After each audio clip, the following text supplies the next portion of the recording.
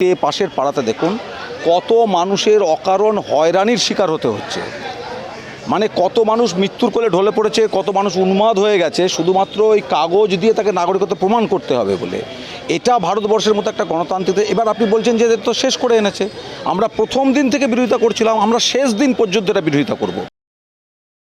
SIR নিয়ে প্রতিবাদ জানানো ছাড়া মানুষ কি করতে পারে? একটা রাষ্ট্র, ভারতবর্ষের মতো একটা গণতান্ত্রিক দেশ, আপনারা জানেন এটা, এর আগে অনেকবার আমরা এই কথাগুলো বলেছি। যখন থেকে এসআইআরের সম্ভাবনা তৈরি হয়েছে, এসআইআর ঘোষণা হয়েছে যে এসআইআর কেন ভারতবর্ষের সংবিধান বিরোধী, কেন এর আগে কোনোদিন স্বাধীনতার পরে ভারতবর্ষে এসআইআর হয়নি।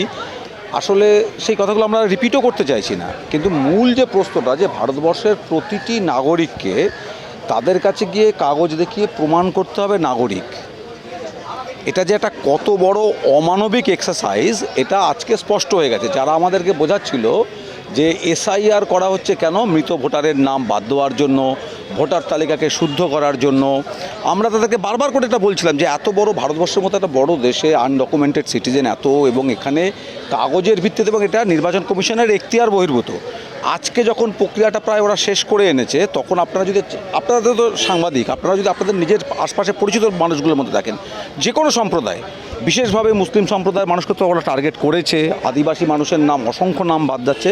কিন্তু আপনারা যে কমিউনিটির লোক হন, আপনি পাশের বাড়িতে, পাশের পাড়াতে দেখুন কত মানুষের অকারণ হয়রানির শিকার হতে হচ্ছে। মানে কত মানুষ মৃত্যুর কোলে ঢলে পড়েছে, কত মানুষ উন্মাদ হয়ে গেছে শুধুমাত্র ওই কাগজ দিয়ে তাকে নাগরিকত্ব প্রমাণ করতে হবে বলে। এটা ভারতবর্ষের মতো একটা গণতান্ত্রিক। এবার আপনি বলছেন যে এদের তো শেষ করে এনেছে। আমরা প্রথম দিন থেকে বিরোধিতা করছিলাম, আমরা শেষ দিন পর্যন্ত এটা বিরোধিতা করব। সেনা তো পাঠাতেই হবে, সেনা তো পাঠাতে হবে। ওরা জানে যে মানুষের ওপর যে এত বড় একটা অন্যায়, ওরা তো ওটাই জানে। এই জন্য তো আমরা ফ্যাসিস্ট সরকার বলি, যে এই বিপুল যে অন্যায়, মানুষ নিশ্চয়ই 28 তারিখে বহু মানুষ হয়তো যারা সংগঠিত হতে পারবেন না, যারা প্রতিবাদ করার সাহস জোগাড় করতে পারবেন না, বহু লোক চরম সিদ্ধান্ত নেবে। এর আগে আপনি দেখেছেন, আসামের দেখেছেন, তারা কেউ আত্মহত্যা করছে, কেউ উন্মাদ হয়ে গেছে।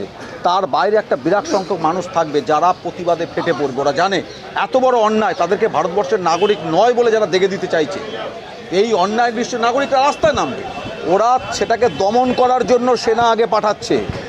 আর আমরা বলছি এটা সারা পৃথিবীর ইতিহাসের শিক্ষা, সেনাবাহিনী দিয়ে, পুলিশ পাঠিয়ে নাগরিকদের ন্যায়সঙ্গত ক্ষোভকে দমন করা যায়। ওটা কিছুদিনের জন্য ওরা হত্যা চালাতে পারে, কিন্তু পশ্চিমবঙ্গের নাগরিক এই অন্যায় নাগরিকদের উপর মেনে নেবেন। আমরা রাস্তা থাকবো।